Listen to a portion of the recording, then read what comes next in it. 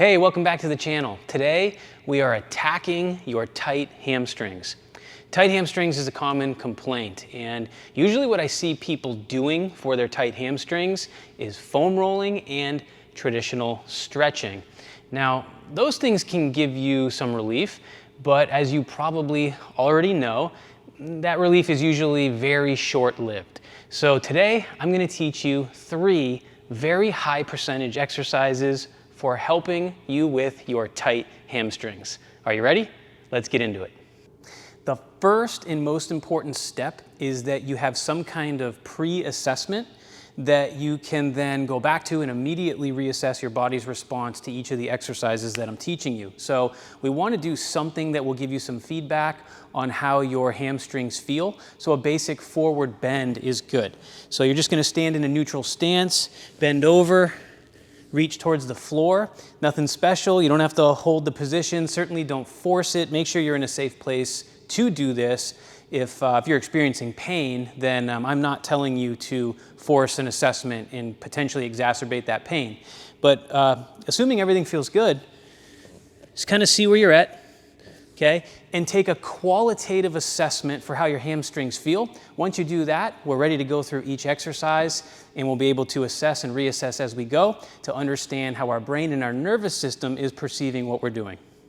All right, now you can join me here on the ground to perform an exercise that is called the diaphragm stretch.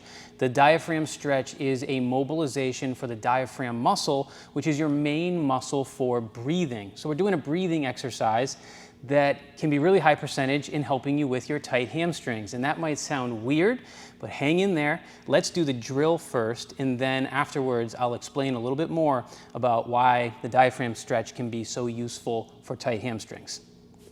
So what you're going to do to start is you're going to be laying on your back. My legs are bent, and first we kind of have to go through what the position is that we're after, because the position is very specific. The position is what's going to allow us to stretch the diaphragm, which is done with a forced exhalation. So once you're laying on your back, we're actually going to do what's called a bridged diaphragm stretch. And the first thing that you want to do is set the correct position of your pelvis, which is going to be a bit of a posterior tilt. And so what that means is you're going to tuck your tail.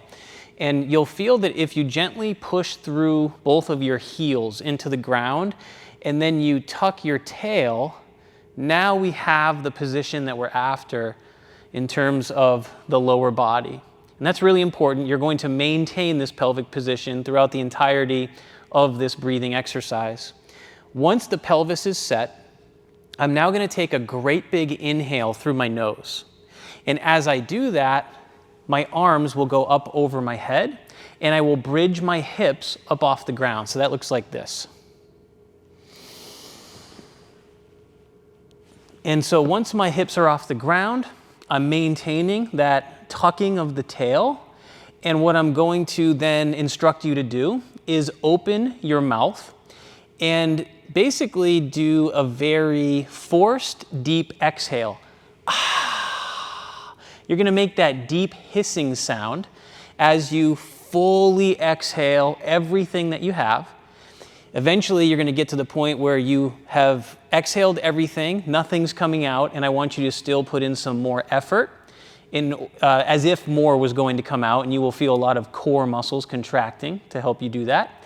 And then you'll notice that I'll lower myself back down to the ground nice and slowly, and then I will kind of reset my position, relax for a moment, and recover my breathing through my nose. So let's do a full rep here. So step 1, little pressure through the heels, tuck the tail, that sets the pelvis. Big inhale through the nose, arms up with a bridge. Open the mouth and throat.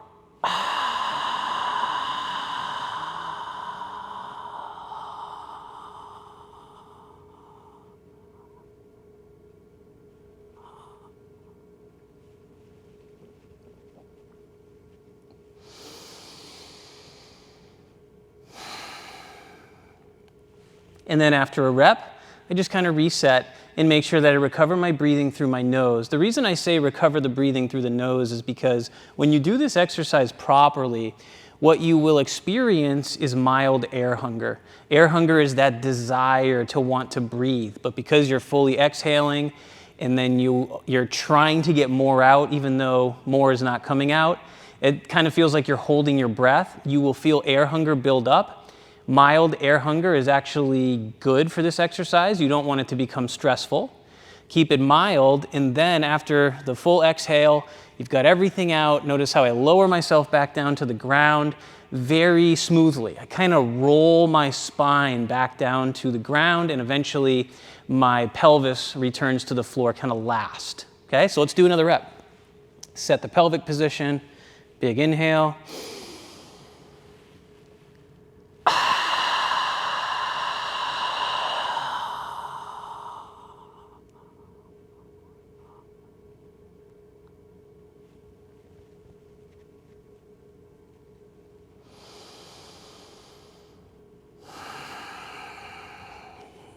Okay, so after you perform, say, about 3 to 5 repetitions of the diaphragm stretch, now you want to immediately reassess. So that means go back to your forward bend, try it again, and take another qualitative assessment and see how you feel and see how far you're going. If you're marking any progress in how you feel, and many people will, because this exercise is a really high percentage for helping with hamstrings in the forward bend, then that means that this is a high payoff exercise for you, and this is one that you definitely want to keep in the toolbox. So assess, reassess immediately. And when you get the response, right, in the assessment, let's say you improve, that means that your brain and your nervous system is giving this exercise 2 thumbs up. So let's talk a little bit about why this can help people. It's a very powerful exercise. And I'll give you a few of my favorite reasons. There are multiple reasons.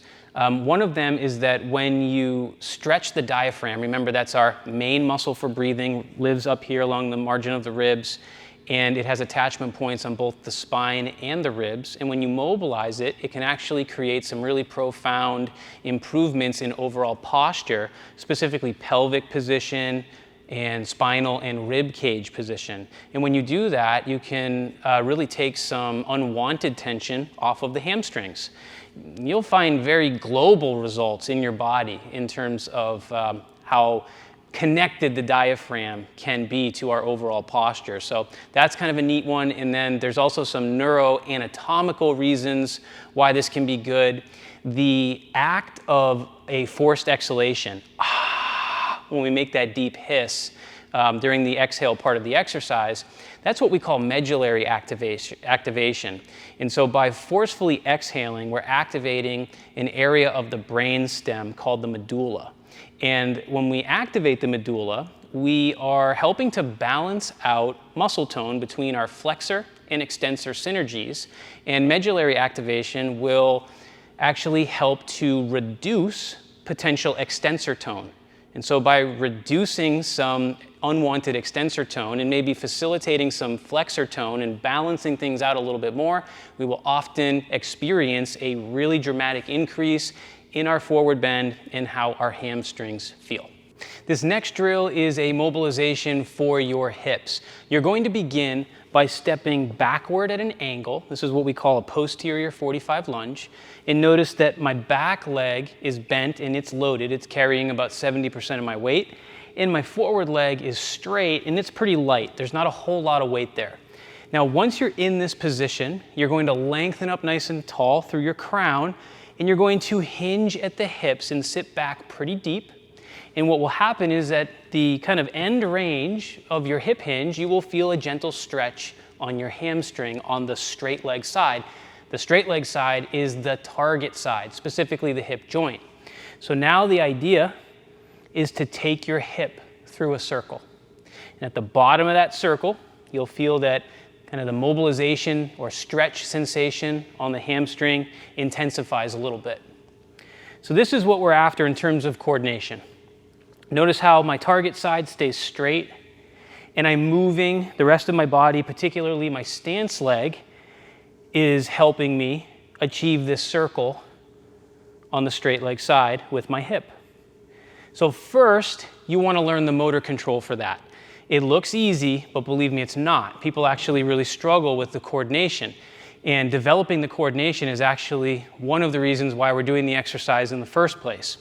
Once you master that and you figure it out and you get it dialed in, now we're going to add what we call a self-applied distraction, which is just fancy talk for applying some pressure to the joint that will encourage a little bit more space in the joint. So we're back in our posterior 45.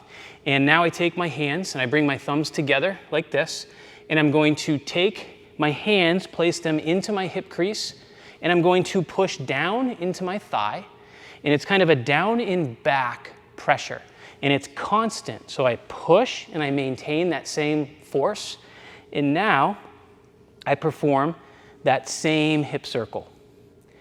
And what most people will feel with that constant applied pressure is that the mobilization feeling through the hamstring actually feels better.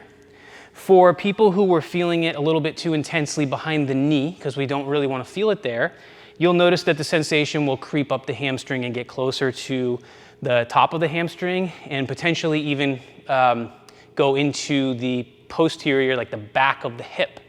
Okay, so here's the hand position, put it in the hip crease, push down and back, and now I can do the same thing, only now I'm moving in the opposite direction. Still trying to map out a nice, smooth circle, taking my hip through the largest circle that I can. Let me show you from a different angle. I step back, posterior 45, still targeting this right side, hinge, apply the pressure down and back, and now I create the circle in both directions. Try to stay nice and long through the spine. So as my hips go back, I'm really lengthening through the crown of my head. That helps. And this just feels really good on the back of the leg and through the hip joint. Now here's the deal. You're going to feel kind of a stretch sensation, but it's active and it doesn't need to be super intense. There shouldn't be any pain at all. The idea is to mobilize the hip joint. And of course, you would try this on your right side and you would try this on your left side, and then you would immediately assess to see how your brain and your nervous system likes the exercise. So remember to do that. The reassess part is really, really critical. Now, one thing I want you to know about joint mobilizations is that they are often more effective than, say, traditional stretching, because there's a higher concentration of what we call mechanoreceptors in the joints than there are in the muscles. And so when we mobilize joints, it's like we're speaking to the brain better because we're activating more proprioception, we're activating more of those mechanoreceptors than we would if we just kind of held a traditional stretch and stayed there statically. So keeping that in mind as to why this could potentially help you more, it's all about the anatomy of the body and how our brain is communicating with our body. And when you want to get more done and you want to do it faster, you need to talk to some higher order systems. And one of the ways to begin to talk to those higher order systems is to mobilize your joints rather than just, say, foam roll or stretch your muscles. Last but definitely not least, we're going to do a tibial nerve glide, which is essentially a mobility drill for the tibial nerve. And the tibial nerve is a branch of the sciatic nerve, and it happens to supply a lot of the muscles on the back of our leg, some of the hamstrings included, and it can be a really high percentage for helping to restore better function of the hamstrings and relieve some of that tension you might be feeling. So I'm going to demonstrate this on my left side. I think the best place to start with this is in a seated position, but it can be done standing, in which you would put your foot up on a bench or something. Kind of depends on the person and what they're feeling, and I'll explain that here in just a moment. So what you're going to do is take the target side and you're going to straighten out your leg and lock out your knee. And from here, we're going to begin to create a sequence of movements that forms a certain position that is going to put gentle tension on the tibial nerve. Once we establish the position, I'm going to teach you some ways that you can subtly move to mobilize the tibial nerve. So from here, first thing that you do is you lift your toes up towards your forehead, and you're going to maintain that position. Second thing, you pull your foot up towards your forehead. So now you've lifted your toes and you've pulled your foot up, and you have to actively hold that position. Third movement here with the foot and ankle is I move my foot out towards the small toe side.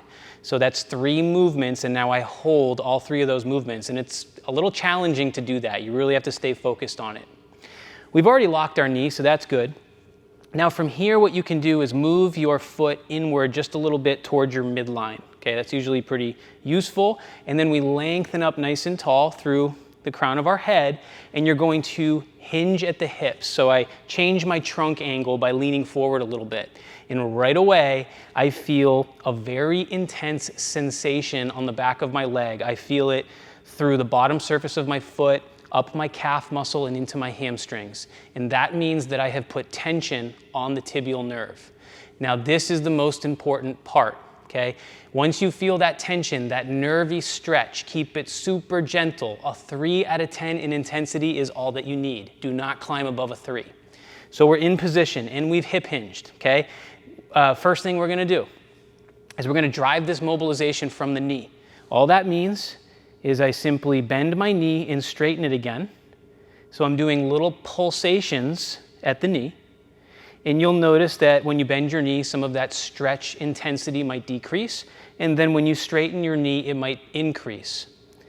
And so this is a way to just mobilize the nerve, because that branch crosses the knee and affects muscles that cross the knee. So you do that maybe 8 to 10 times, okay, and then you can shake it out. So that's one potential driver that we can use. Now I'm going to go back into the position here, and I'm going to select a different driver, because where you decide to drive the mobilization can actually make a dramatic difference in the results that you get. Meaning, like, one driver cannot really do anything for you, and another driver can be like magic. So it all depends on the person, the needs of their brain, and potentially their health history too. I'm going to change my angle here a little bit. Again, I'm working on this left side. First movement, toes up. Now, foot up. Now, foot out towards the small toe side. Lock the knee, bring my foot in, or my leg in, I should say. Now, I didn't say this the last time I showed you, and I think it's important. By internally rotating, coming from the hip, that can also really make this work for people, okay? Especially if you don't really feel anything. By internally rotating, you might increase the tension on the tibial nerve. So that's a good thing to add to this sequence. Lengthen up nice and tall, hip hinge forwards. Now I feel my tension, okay? 3 out of 10 in intensity. I feel it on the back of my leg. We've already driven this from the knee with small pulsations. Now we're going to drive it from the hip. What that means is I maintain the entire tensioning sequence through the whole body here, and now I rotate my hip in and out. I really like this driver. It seems to work really well for me. I'm moving slow, making sure to breathe. I don't want to build up unwanted tension.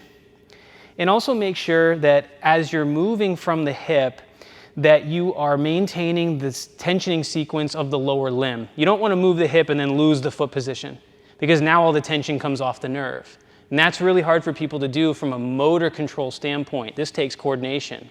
So here we go again, back into position, and I'm rotating all the way in as far as I can and all the way out as far as I can, provided that my neural tension that I'm feeling is staying around a 3 out of 10. If yours was climbing higher than a 3, then you could use a smaller range of motion, or you could back off on any part of the tensioning sequence to reduce the amount of nerve tension that you're feeling.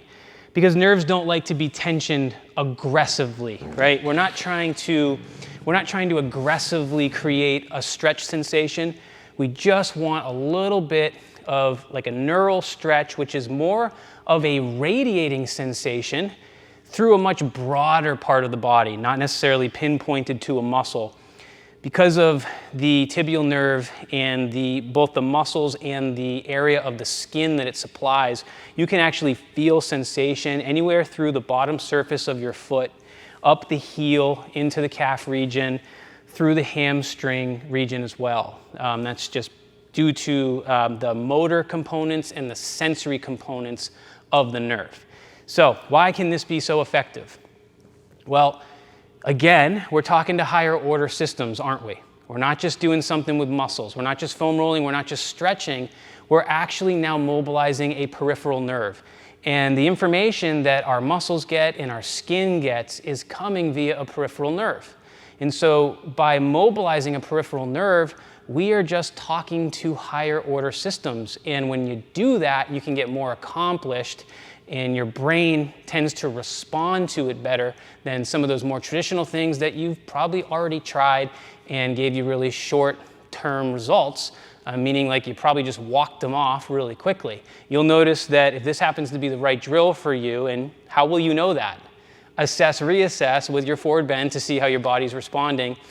If this is the right drill for you, you will notice that this kind of thing can actually create some much longer lasting results that help you resolve this whole tight hamstring thing in the long run.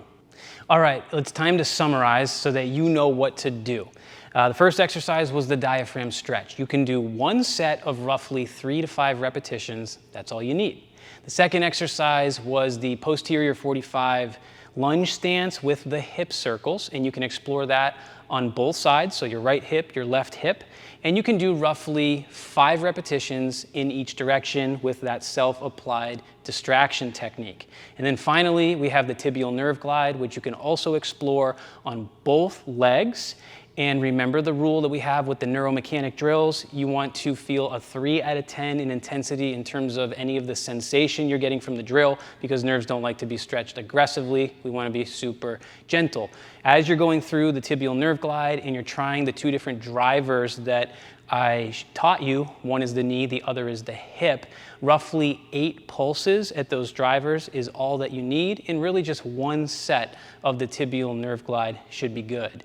Now, I am not creating these videos so that you can be a one and done and maybe try this and be done with it forever. I'm creating these videos so that you can now start to have some longer term solutions to some of the problems that you are facing, like this one, which is chronically tight hamstrings. So you have to understand that you need to put this into practice for it to be effective. And I think the best way for you to do that is to either incorporate it once or twice into your day, just so you can check in with it. That will help reduce threat, balance out some tension that you might be feeling, and then over time you will start to see that that translates into better and better longer term results.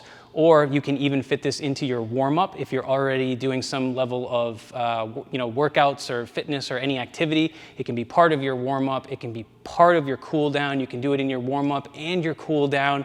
Just find a way to carve out some time into your life where you can put this into practice, because it's actually putting this into practice that will give you the results that you're after. I think today we're just constantly bombarded with all these different possible solutions, like on social media, and you'll be scrolling and you'll find somebody's 5 best exercises for this and for that. And what happens is you're like, okay, I'll do that later, and then you don't do it, or you do it once and then you never return to it. These exercises that I have put into this practice for you are exercises that I have assessed both personally and professionally with tons of different people, and they are super high payoff. So make sure that you get them into your life, and I hope you do, because I know that the results will be great. So that's it for today. If you like this video, please give it the thumbs up. If you have any questions, hit me in the comments, and if you haven't done so already, please subscribe to the channel, because it really helps. That's it, and I'll see you again soon.